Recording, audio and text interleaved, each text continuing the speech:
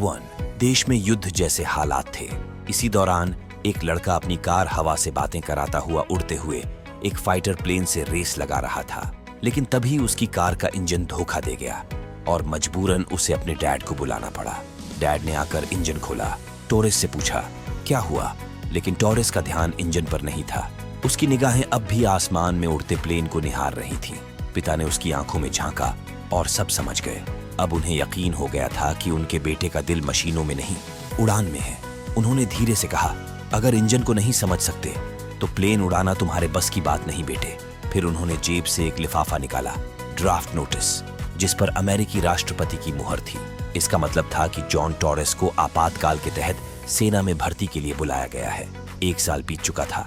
अब टोरेस वायुसेना में काम करते हुए प्लेनों की मरम्मत करता था, लेकिन उसका असली सपना तो हमेशा से एक ही था, आसमान में उड़ान भरना। एक दिन उसे ये मौका तब मिला जब दुश्मन ने अचानक उनके क्षेत्र में घुसपैठ कर दी और उनके प्लेनों को निशाना बनाना शुरू कर दिया। इसी दौरान एक फाइटर प्लेन क्रैश होकर उनके बेस पर आ गिरा। उस प्लेन का पायलट बुरी तरह घायल था। मरने से पहले वह कांपती आवाज में बोला, मैंने आकाश में हुक देखा जिसने हमारे सारे प्लेन तबाह कर दिए। आज से पहले मैंने ऐसा कुछ कभी नहीं देखा था और वो पायलट गलत नहीं था। क्रैश हुए प्लेन के सिरे पर अब भी वो रहस्यमयी हुक अटका हुआ था। अगले ही पल कमांडर वेंडनबर्थ एक टीम लेकर दुश्मन को खत्म करने निकल पड़े। उनके रवाना होते ही टोरेस ने उस हुक पर रिसर्च शुरू कर दी, लेकिन मामला अजीब था। न तो वो हुक ड्रिल से छेदा जा रहा था और न ही गैस कटर से उस पर कोई असर हो रहा था। उसी जांच पड़ताल के दौरान टोरेस से वो हुक अचानक एक्टिवेट हो गया और तभी उसे इस हुक की असली ताकत का अंदाजा हुआ। घबराकर टोरेस ने तुरंत अपने सुपीरियर को खबर दी कि कमांडर वेंडनबर्थ और उनकी पूरी टीम गंभीर खतरे में है। दुश्मन वैसा नहीं है जैसा वो सोच रहे हैं, लेकिन उसकी बात को नजरअंदाज कर दिया गया। कोई संदेश नहीं भेजा गया। अब टोरेस के पास सिर्फ एक ही रास्ता था, खुद जाकर उन्हें चेतावनी देना। उसने एक पुराना और मुश्किल से उड़ने वाला प्लेन उठाया और उनकी ओर अकेले निकल पड़ा। उधर कमांडर वेंडनबर्थ और उनके फाइटर्स दुश्मनों से भिड़े हुए थे और इसी बीच आसमान में प्रेडेटर का एक प्लेन उनकी तरफ बढ़ता हुआ दिखाई दिया। वहीं टोरेस भी मौके पर पहुंच चुका था। कमांडर ने उसे प्लेन उड़ाते देखा तो हैरान रह गए। उन्होंने सख्त लहजे में चेतावनी दी, ये वॉर फ्लाई जोन है, तुरंत वापस बेस लौटो। टोरेस ने बिना झिझक जवाब दिया, सर हमें सबको लेकर वापस लौटना होगा, क्योंकि ऊपर कोई अनजान दुश्मन खुलेआम शिकार पर घूम रहा है और हम उसकी टारगेट पर हैं। टोरेस की बात पूरी भी नहीं हो पाई थी कि अचानक हवा में एक हुक लहराता हुआ नजर आया और पलक झपकते ही उनके एक प्लेन को बारूद के धमाके में बदल दिया।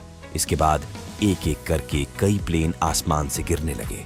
पता चला उनका मुकाबला किसी इंसानी दुश्मन से नहीं, बल्कि एक एलियन प्रेडेटर से था और उनके पास उसके अटैक का कोई तोड़ नहीं था।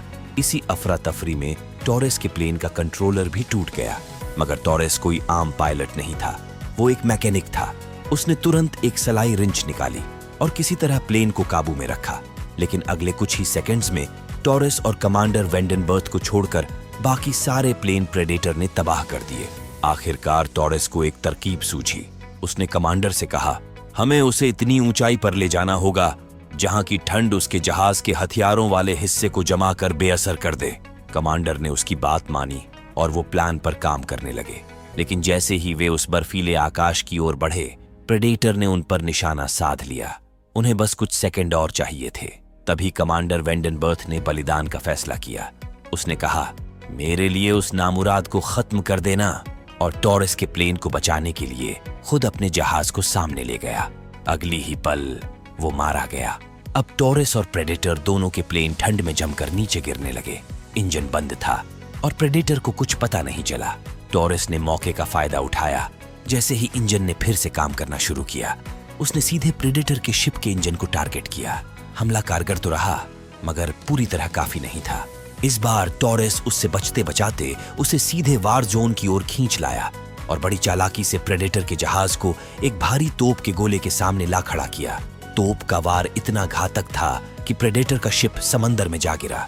टोरेस की खुशी का ठिकाना नहीं रहा, लेकिन उसे क्या पता था कि खतरा अभी टला नहीं है। कुछ ही देर बाद वही प्रेडेटर उसी क्षतिग्रस्त जहाज में पानी से बाहर निकल आया और फिर से टोरेस का पीछा करने लगा। हालांकि अब उसके सिस्टम बुरी तरह खराब हो चुके थे। इधर टोरेस ने एक आखिरी चाल चली। वो खुद धीरे से प्लेन से बाहर निकला और प्रेडेटर के हमले का इंतजार करने लगा। जैसे ही प्रेडेटर ने उसके जहाज को निशाना बनाया, टॉरस ने अचानक ब्रेक पैराशूट खोल दिया।